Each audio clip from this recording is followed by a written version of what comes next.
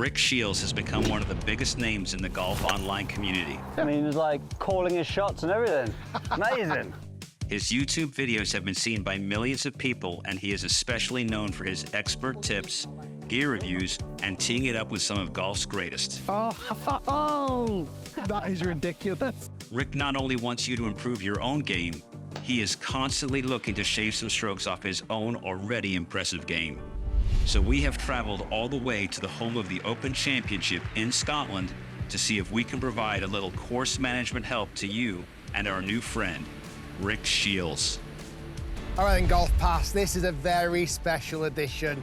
Myself, Rick Shiels, is going to be caddied by Bones himself. I get to play the part of every golfer's dream, to have this such established caddy that you've won 6 major tournaments on the bag, and now you're going to caddy for me, an average golfer pretty much, and I'm going to ask you lots of questions, how to play certain shots, distances, what's happening with the wind over here in Scotland where it's windy, how to play golf in the wind a little bit more, reading putts. I'm going to pick your brain to not only help me in my own game, but to help all the viewers with theirs as well. Well, let's do it. We're just getting started at Prestwick Golf Club, an episode of Playing Lessons with Rick Shiels.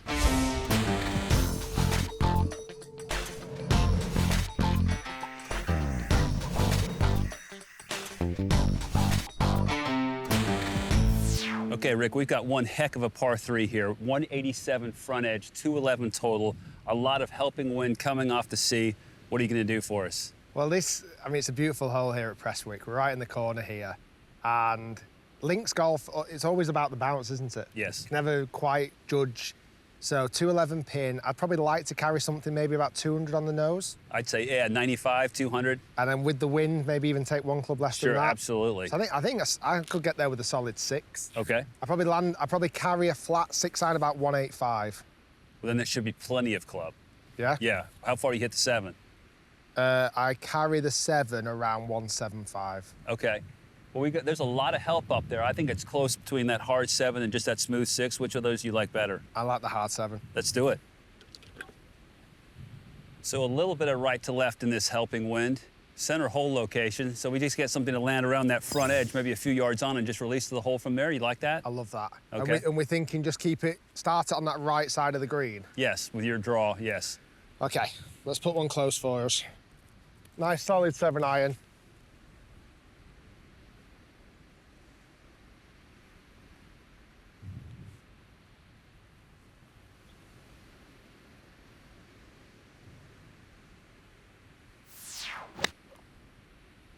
Oh, if it's the distance, it's really good. Give him a good bounce. Wow. What a shot.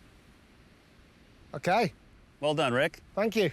I'm happy with that. We'll take that every day. Thank you, sir. Yes, sir. Beautiful. Uphill putt here. Let's go through our process. So what's interesting here, and I'm sure you started to make the calculations even before you got onto the green, are you almost starting to think as you're walking up, right, what have I got here? Is it uphill? Or do you wait to get into the vicinity?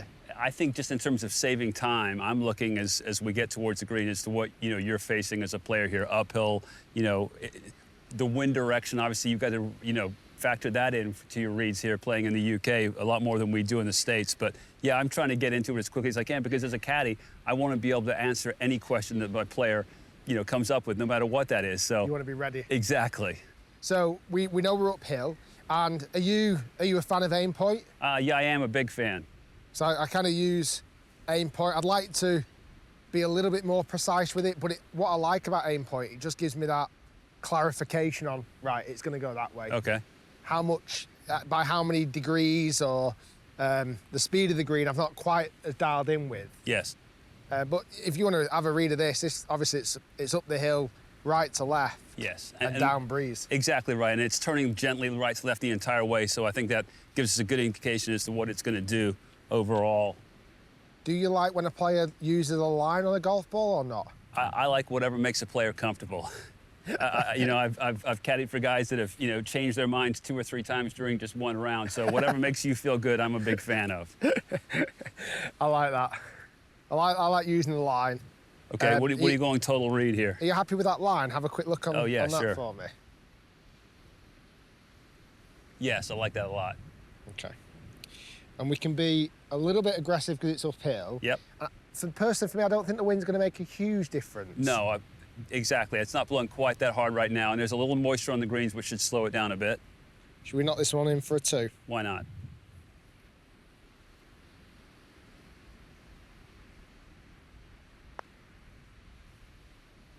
Go. Great for All right. speed. Yeah, great for speed. Heck of a 3 on the starting hole for us. Advice for general golfers of putt this length. Knock it in, get out of the way. Don't think about it. Yeah, no need to. Straight in the middle. It saves everybody time, exactly right. Straight in the middle and knock it in. There you go. Put a little heat on your opponent. Excellent. Nice par on the first. Yes, sir. Thank you very much. Okay, par 5. Coming up, Bones. Helping wind, only 5'11", 255 over the last bunker on the left. We got a chance to hammer one here and have an iron into this par 5 and 2. I love that.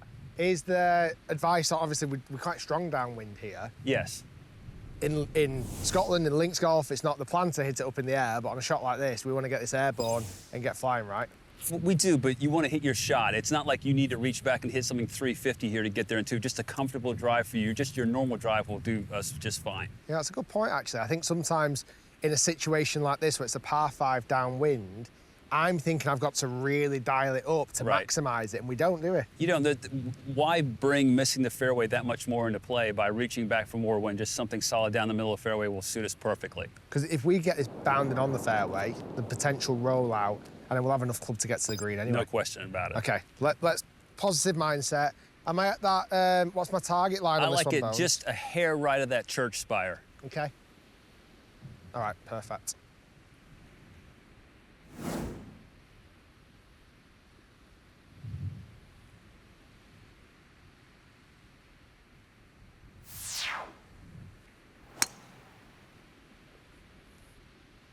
Tiny bit left. Sounded solid. Yeah, it was a little bit left of my target, and then it also kicked a fraction left. Should get past that last bunker, though. I still think we'll be in good shape if we catch a lie in that rough. Okay. Yeah, that was not quite perfect, but not bad. So, Rick, for our viewers in the States that may be not that familiar with your name and what you do, tell us how you became such a huge smash on YouTube and in the golf world in general. Well, it's been a wild journey, Bones. Originally, I'm a PGA golf coach. Welcome to Rick Shiels Golf Tips.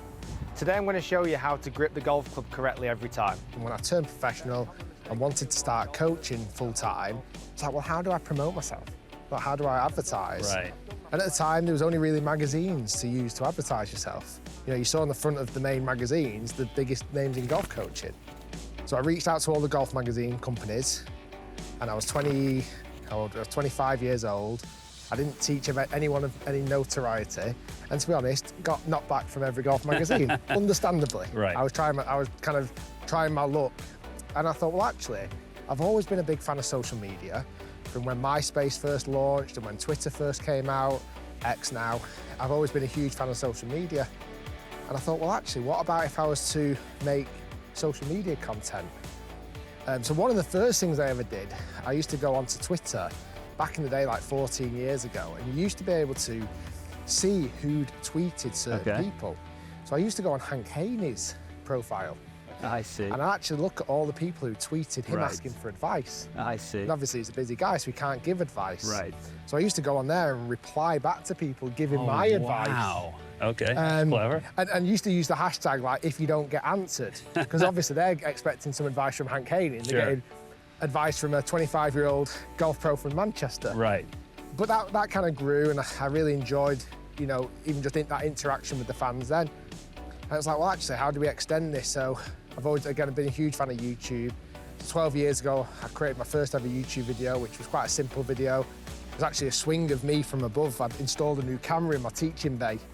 I thought it was quite cool, shared it, and 100 people watched it. I was like, I quite like that, I quite enjoyed that. And then started making a bit of coaching content. That snowballed into making equipment reviews. And from coaching people just in the 5-mile radius of my driving range that I was at, I suddenly started reaching further afield. Certainly I had students who were traveling a couple of hours to come and see me for a golf lesson. Right. And that was the main reason. Yes. It was all about promoting my coaching. There was no money to be made. It wasn't about making money on YouTube as such. It was about making money from having a busier coaching diary. Yeah. And then as things have snowballed and as YouTube became a monetized platform, it was like, well, actually, I might not need to do 7 days a week coaching. Yes. Or 6 days a week. What about if I did 5 and maybe did a day of YouTube? Yeah. And then fast forward 6 months, it was like, well, actually now I could maybe do 4 days a week coaching and 2 days a week YouTube. To the point where I'm at now where it's full YouTube. I don't coach anymore, which is a shame because I love coaching. Right. I love helping people get better. And now, I'm very lucky to make not only coaching content, but equipment reviews. I get to make cool videos with yourself, with some of the biggest names in golf. I've done videos with Ricky Fowler, Adam Scott, Bryson DeChambeau, Tommy Fleetwood, etc. And to be able to rub shoulders with those guys, that's a whole new world again. I pinch myself every day. I'm very fortunate. That's so cool. But yeah, it started with just a way of promoting myself, really. Right. And it just continued to snowball. Right place, right time, I think. Fantastic. Rick, we found the rough here. Not a terrible lie, but we've got some kind of decision to make here. You've got 234 total, 217 front edge, but we've got bunkers on either side of the fairway, some 200 yards from here. The last place we want to be. We either want to lay the ball up or try and thread the needle. What are you thinking? I mean, first off, it's not rare that I'm in the rough. This is familiar ground for me. It's wispy, but it's not too bad. And like you said, it's not sat terribly, is it? Right. Personally, for me, I see a lot of advantage of trying to go for this, trying to get as close to the green as we possibly can. I think the only time I would personally lay up from here is if the lie was terrible, or it was too thick, or it was into wind. But I think downwind, I'm fairly confident I can thread that needle.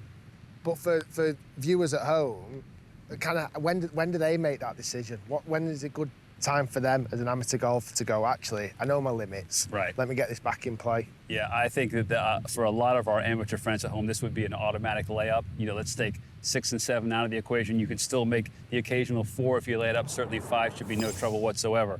But for someone at your skill level, I do like going for this here. Okay.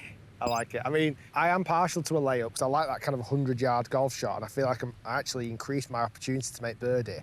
But also, I think for this, I'm pretty confident I can get through that gap. So 214 to the pin, was it? 217 front edge. Okay. 234 total. I would imagine we want to land something short of the green and have it bound on here. So let's play something around 205. Love it. I'm going to go with my 4-iron.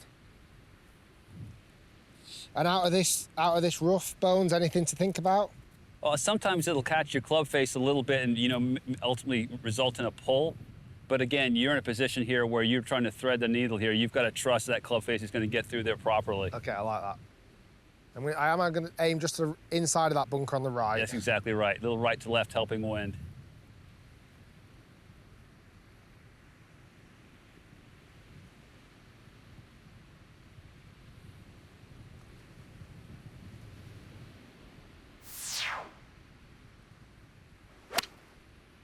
Thread that needle, baby. Oh, you did it.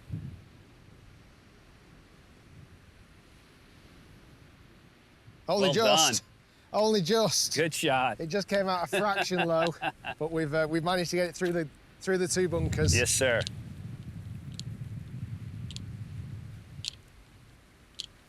Yeah, I didn't get any height at all, did it? No. I probably could have gone 5 actually and increased the height a touch. Okay, Bones, you're obviously established caddy, 25 years on the bag with Phil, and then obviously moved on to JT and a few other players intermittently. Can you give me a career highlight?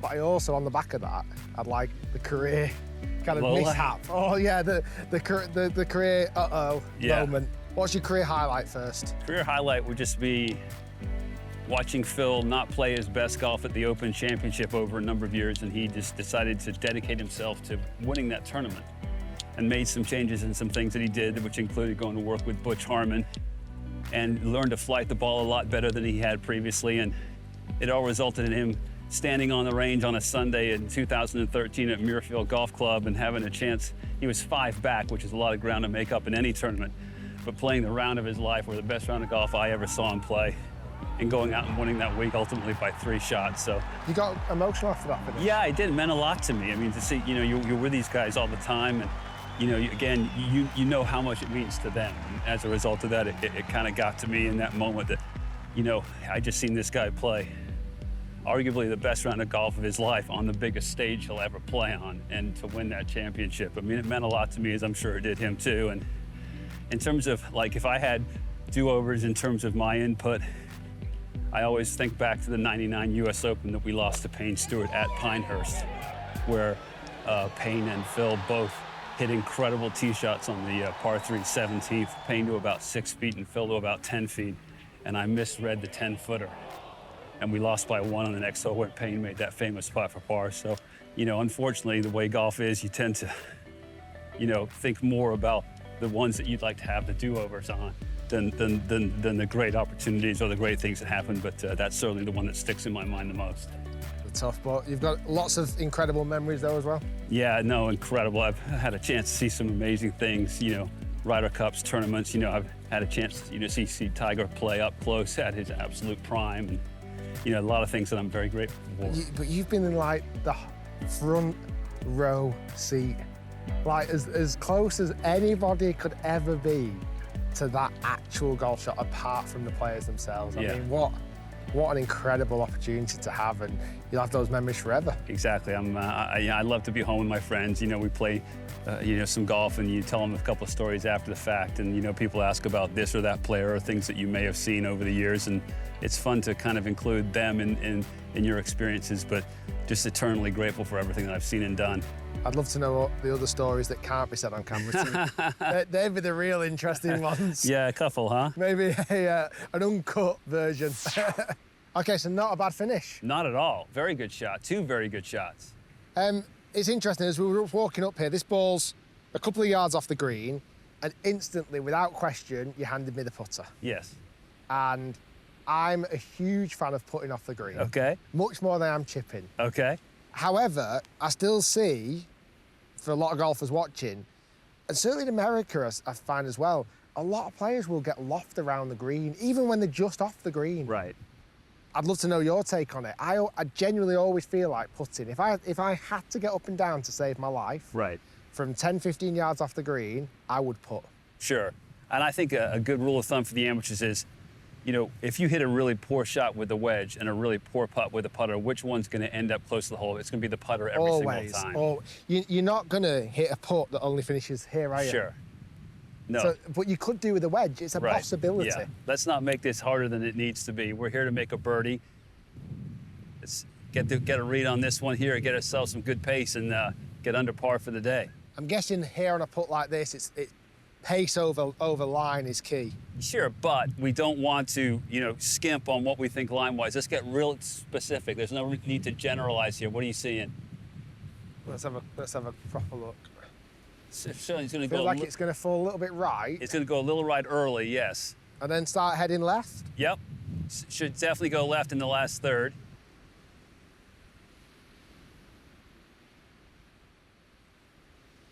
And then pretty much downhill all the way. Yeah, there's a general level here, and again, we get some helping wind, which is going to make it that much more in terms of pace, but there's some moisture on the greens too. What do you think overall? I'd like to go fairly straight overall. Okay, I like it to go a little bit left overall. Just left the flag. I was thinking it's going to kick right, and then it's going to start to go left. Yeah, and overall, you think it's going to do which more? I feel like it's going to go more right. Okay. What would you like to say? I think it's going to go a little bit more left overall. I am going to go with your... Should we go straight? No, I'm going to go with your decision. You know better than I do, so I'm going to go a couple of cups outside the right. Okay, I love it. Okay.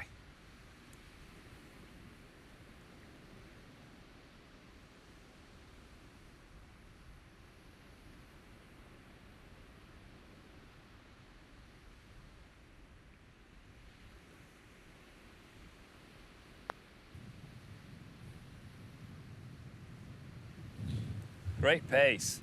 And you know what? Well done. Really good read. Thank you, sir. Because mine would have definitely missed more to the right.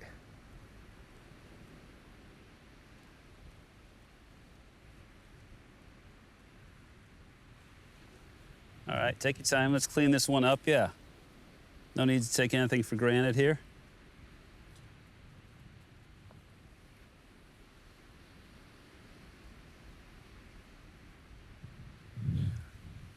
Not much thinking here, dead straight up the hill? Yes, sir.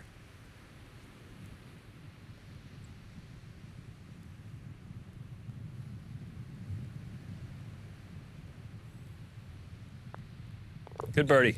Thank you. Feels good coming from you. Thanks, Bones. You bet. Nice birdie there. Really, really well played hole. Well, Rick, we're on the narrows here, which basically means we're going to have to drive one down a bowling alley. This might be the smallest fairway I've ever seen in my life. 353 yards of pain. There's a bunker out there up the left center at 202 that I hear we definitely want to take out of play. What are we going to do here now that we've turned back into the wind? You going to flight one for us, or what are you feeling? I mean, this is a great hole, by the way. It's such an interesting layout. The whole golf course is here at Prestwick. What's interesting now with the wind change, I always find it, and I'd love to, again, some advice, I always find it a little bit harder to hit straight into wind. Okay. I feel like any sort of spin axes and it's into wind, it just starts to really go one way or the other. If we've got a 202 bunker to carry and it's not super long, I would be preferring to try and hit like a 3-iron and hit it super, super low. You don't seem like you're the keenest on that idea. What I want to know is, can we fly the 202 with the 3-iron? I mean, this is a pretty brisk wind into your face. Yeah, it's probably going to push it into it. Yes. I'd Driver? hate to see it. We want to be rewarded for a good shot here. Okay. I would prefer to see you hit driver. I'm going to hit a normal driver then. Okay. And not try and flight it down too Okay. much. Is that all right? Perfect.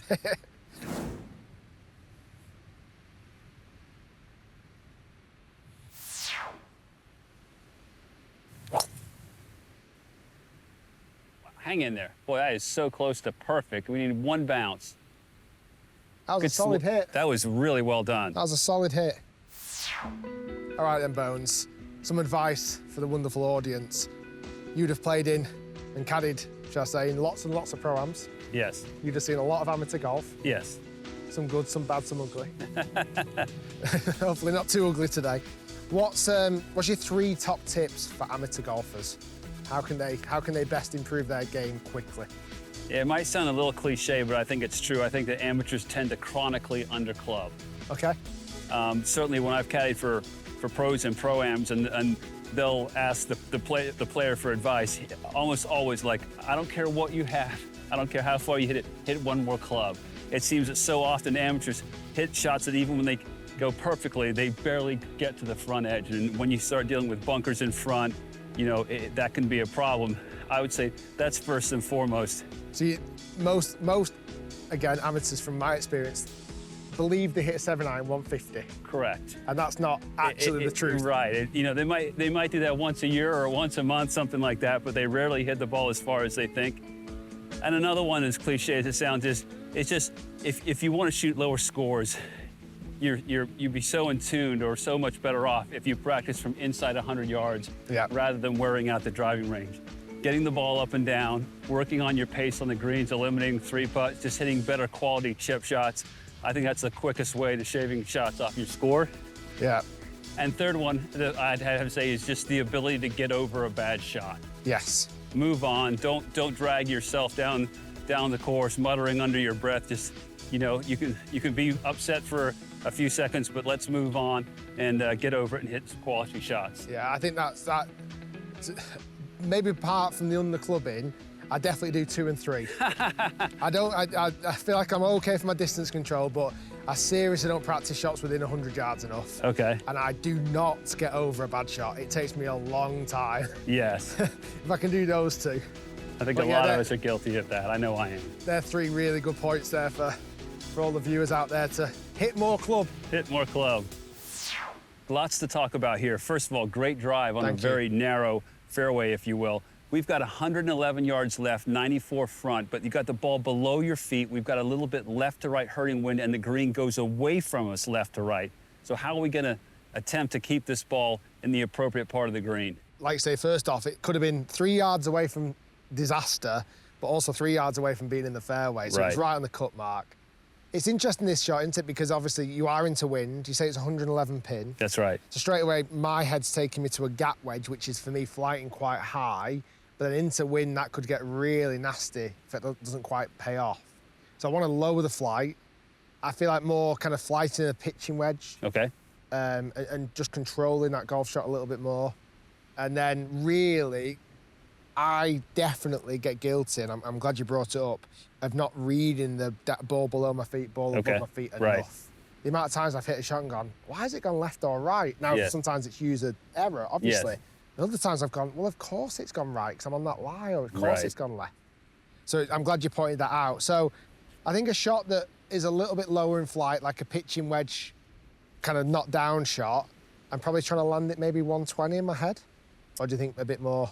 In terms of distance. for the I like 120 if you flight it, and I think we definitely want to land this ball left of the flag if we can. Okay, so let's go pitching wedge. Back of the stance and just to hit that a little bit lower. Okay.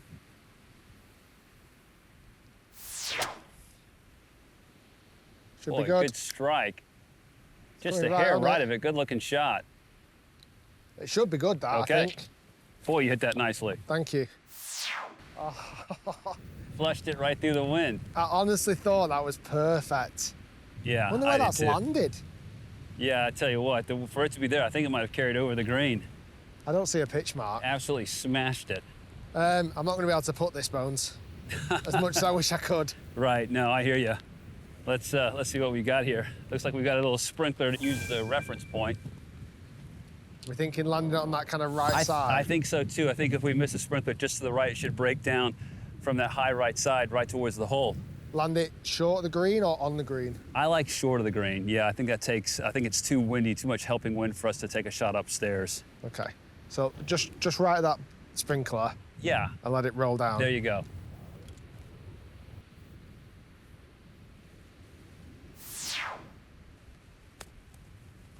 Softly.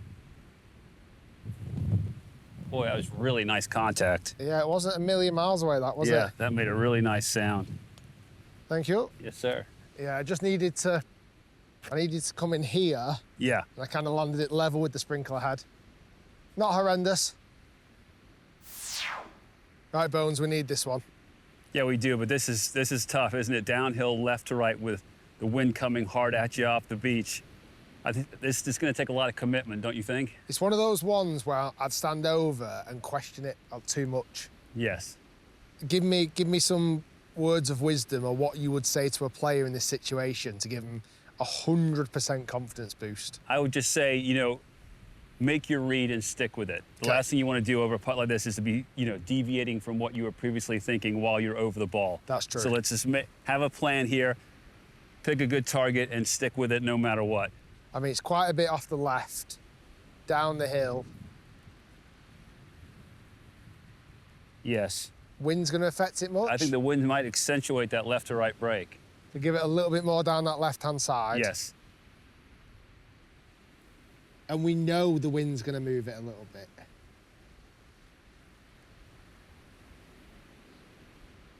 you like that line? Yep. Left to right, wind's going to move it a little bit. Let's just drop it in that front door.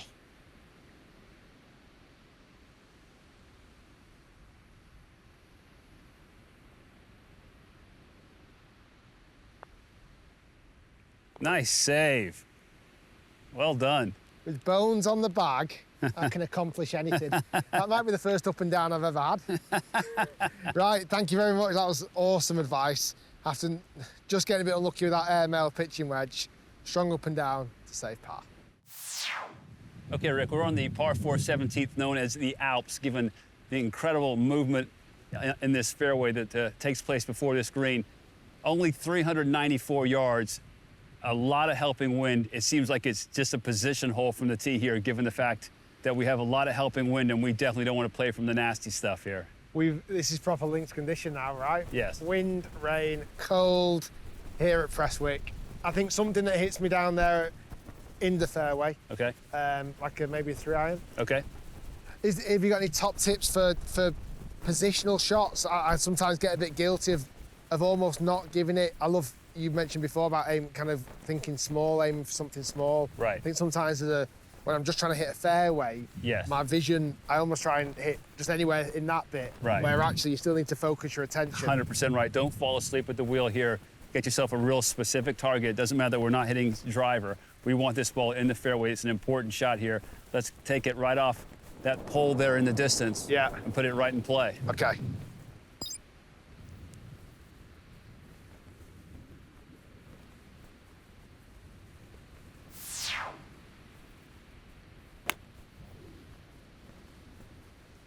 need one bounce. Come on, baby. Come off there.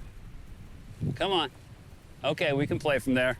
Yeah, I didn't catch that one as well as I wanted to. A little bit from the toe. It's not in super danger, thank you, but it didn't hit the fairway. Disappointing. Yeah, should have done better from there. All right, Rick, the Alps are in our way here, so we have no idea what it is to the flag, but I paced it off. I do know we have 143 to the front edge of the green. Yeah. So a lot downwind. I imagine if we fly it around the front, it should trundle on from there. It should do, downwind. I was a bit disappointed I didn't find the fairway there, but it's not bad. It's actually sat quite nicely. A little bit up the hill, but downwind. I know from experience of playing this course only a couple of times, long, there's a massive bank and it could come back down. Short is dead. Okay. So I actually quite like the hard pitching wedge. Okay. Trying to land it like 145. Take care of that front edge. Yeah. Okay, you got it.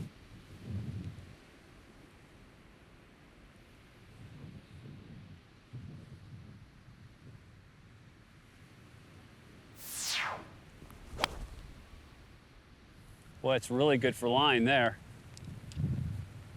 I think that's really good. Yes, sir. I think that's really good. Thank you. You bet. Where are we, Bones? Oh, wow, right over the flag. Oh. Heck of a shot. Oh. I'll tell you what, though, we're going to give you 2 putts from there, Okay. and we're going to go ahead to the Sahara and see how you do out of this bunker. Oh, in this monster? Yeah, we got to do it, don't we? When Why in not? Prestwick, you got to do it. Why not, eh? All right, Rick, we have found the famous Sahara bunker here on the 17th at Prestwick Golf Club. Talk to us here. I mean, this is a long bunker shot. Let's talk club selection here. Well, I would straight away pull for the 56, typically. But I'd love your opinion to know, what about playing like almost a splash shot with a 50? Would that be a shot type you'd ever try, almost like a gap wedge and hit it hard and hit lots of sand? I think we would if we were sure that it was going to take care of this lip in front of us, which is significant. And secondly, we've got a lot of helping wind here. We don't want this ball to get away from us on the green. Okay. So I do like the 56 that you initially thought of. Let's go 56 then. I mean, I can only just see the top of the flag. Just keep it right at the flag. There you go.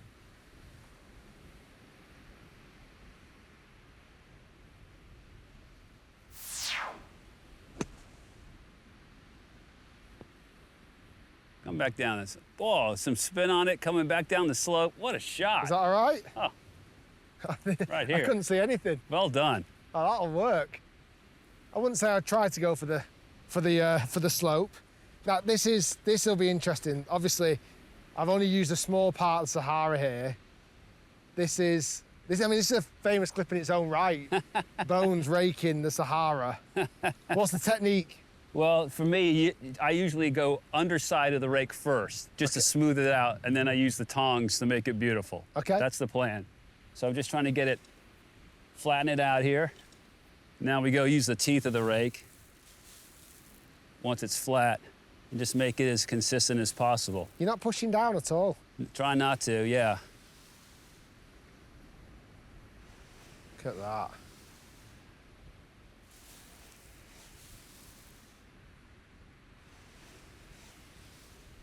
I see, you know what I see a lot of guys do, Bones, is almost like they're really like sweeping it. Yeah, Like they go forward, back, but it causes way too many lumps. I agree.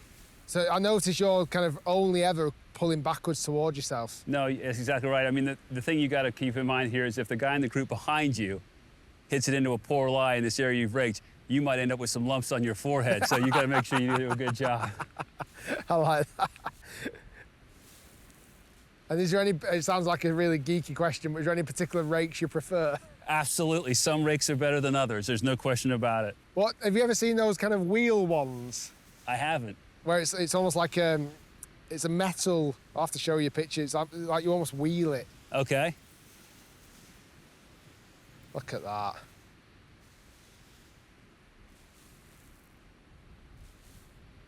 That'll do.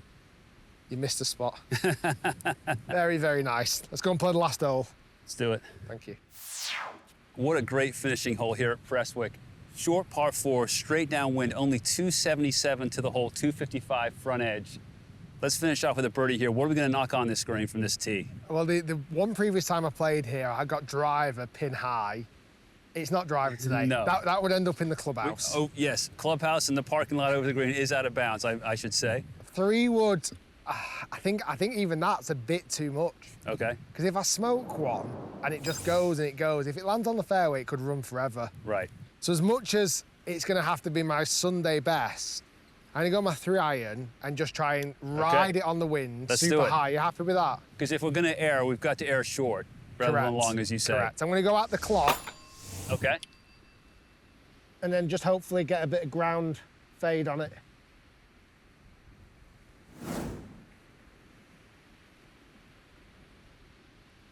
Come on, Bones, let's rip one down there.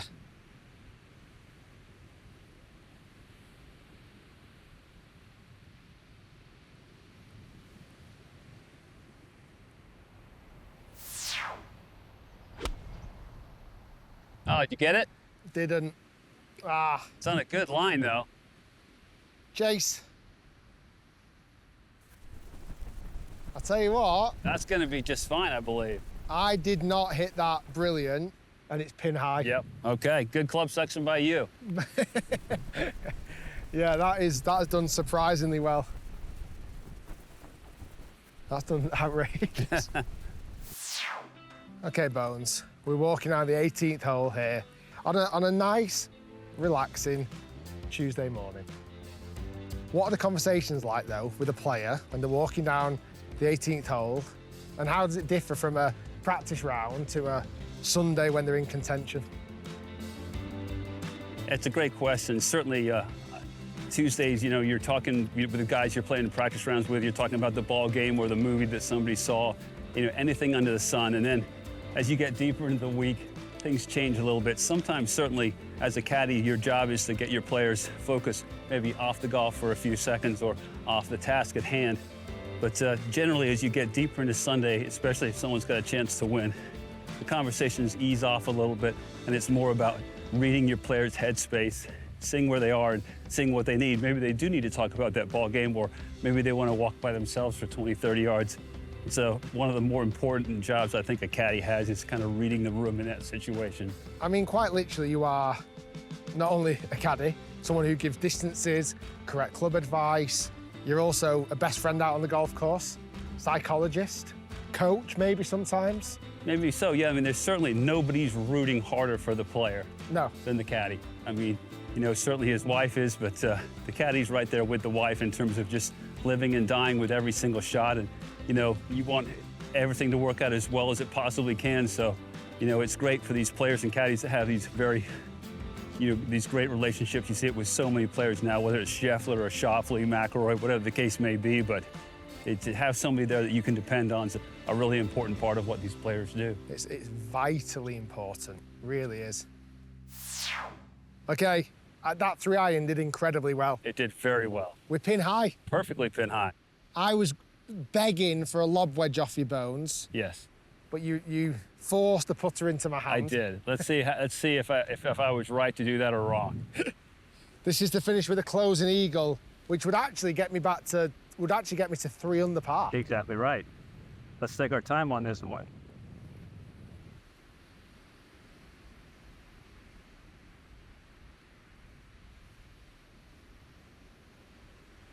Okay. The wind's going to definitely push this to the right a little bit as well. To the where? Sorry, to the left. Okay.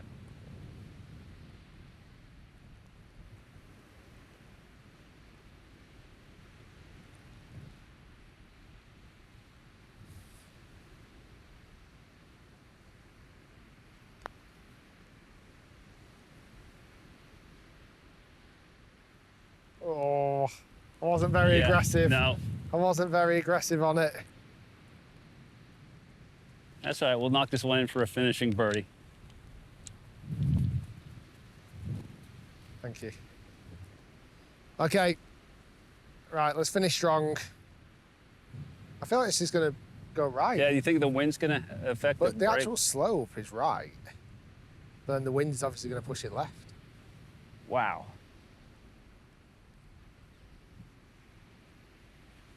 Yeah, I don't think this is going to do too much because of the wind, don't you think? Straight at it. Yeah.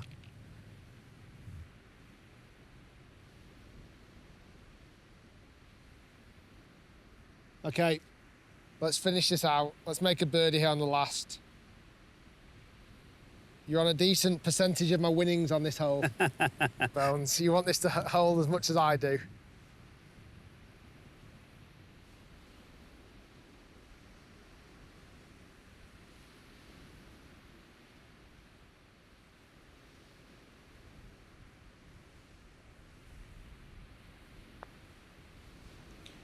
Oh, I the actually wind went left. took it. The wind took Yeah, you it. want to hit it again? Oh, sorry, Bones. I tried my best. No I worries. tried my best. It was actually an interesting putt, wasn't it? The way It really moved. was. Well, that was excellent. I thoroughly enjoyed that. Thank you, Rick. We learned so much. Thank you so much for your time today. Your insights, I think it's not only helped me, it's going to help a lot of viewers out there as well. And once in a lifetime opportunity to come and play here, the home of the Open. where Yes. The Open was first ever played. With you on the bag, it's been a real pleasure. I appreciate it. Thank you so much. We again would like to thank the incredible Prestwick Golf Club for hosting us here today. But our biggest thanks of all goes to our viewers at home. Thank you for joining us here today on Playing Lessons.